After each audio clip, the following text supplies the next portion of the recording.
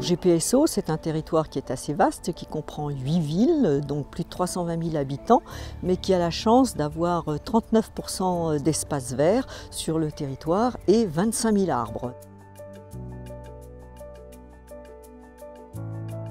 Notre travail consiste à sécuriser, vérifier et surtout suivre et entretenir ce patrimoine considérable. Nous effectuons maintenant des suivis 2 fois par an.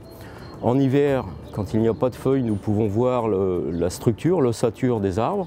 En été, en feuilles, nous voyons sa vitalité. Ces 2 bilans annuels nous permettent de déterminer si l'arbre est en bonne santé. Si nous avons un doute, nous faisons faire des diagnostics complémentaires avec nos prestataires en expertise arboricole.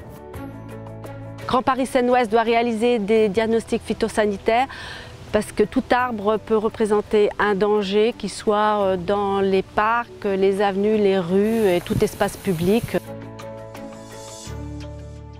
Il est vraiment important de faire les diagnostics préconisés par GPSO, que ce soit d'ailleurs les villes ou les particuliers, parce qu'un bel arbre ne veut pas dire que cet arbre n'est pas dangereux. On a beaucoup de mal des fois à faire comprendre pourquoi on abat un arbre alors qu'il a l'air très très bien.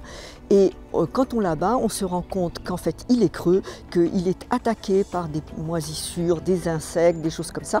Donc il est vraiment indispensable de faire régulièrement des diagnostics et de comprendre que si on abat un arbre, même s'il est très beau, qui paraît en parfaite santé, on l'abat pour des raisons de sécurité. Quel que soit l'arbre, si on doit l'abattre, il faut le faire.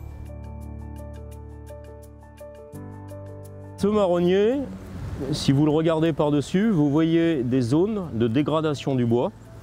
Si vous regardez ici, il y a une dégradation de l'écorce. Cette dégradation de l'écorce est due à un champignon qui mange le bois, qui le dévore et qui ne lui donne plus aucune résistance. Si je teste comme ceci, je prends un échantillon de bois, c'est une éponge.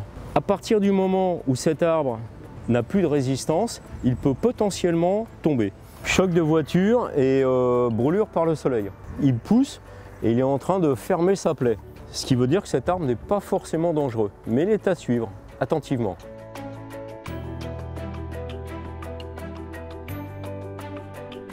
Nous sommes dans le parc des Glacières qui comporte environ 400 arbres.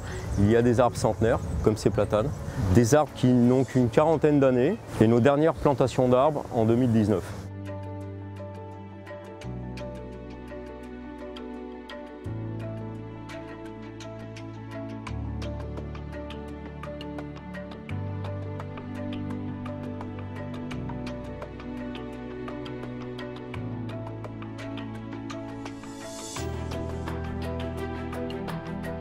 Sur le territoire de GPSO, chaque année, 500 arbres sont replantés. Les arbres sont des êtres vivants. Il faut anticiper le vieillissement des arbres, anticiper leur remplacement et prévoir de ne pas planter n'importe quoi, n'importe où.